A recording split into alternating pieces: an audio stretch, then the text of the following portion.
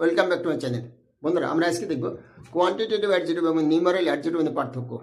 বন্ধুরা, আপনারা যদি ভিডিওটা স্কিপ না করে সম্পূর্ণ মনোযোগ সহকারে দেখেন তাহলে খুব ভালোভাবে বুঝতে পারবেন যে একটা কোয়ান্টিটেটিভ অ্যাডজেক্টিভ এবং একটা নিউমারাল অ্যাডজেক্টিভের মধ্যে পার্থক্য কোথায়।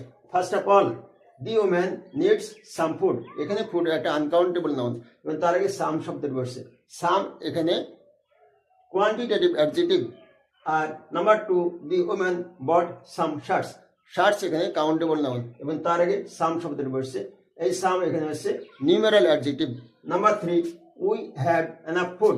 এখানে ফুড আনকাউন্টেবল নাউন এবং তার আগে এনাফ শব্দের বসছে। এক্ষেত্রে এনাফ হবে যে কোয়ান্টিটেটিভ অ্যাডজেক্টিভ। আর number four, we have enough books. এখানে বুকস কাউন্টেবল নাউন এবং তার আগে এনাফ শব্দের বসছে। এই এনাফটা হবে এখানে হচ্ছে নিউমেরাল অ্যাডজেক্টিভ। বন্ধুরা, সাম যখন কোনো কাউন্টেবল নাউনের আগে বসবে তখন সেটা কোয়ান্টিটেটিভ অ্যাডজেক্টিভ হবে, আর কাউন্টেবল নাউনের আগে বসলে তখন তা নিউমেরাল অ্যাডজেক্টিভ হবে। তো বন্ধুরা, বুঝতে পারছেন যে আনকাউন্টেবল নাউনের আগে বসলে সেগুলা কোয়ান্টিটেটিভ অ্যাডজেক্টিভ হবে এবং কাউন্টেবল নাউনের আগে বসলে সেগুলা নিউমেরাল অ্যাডজেক্টিভ হবে।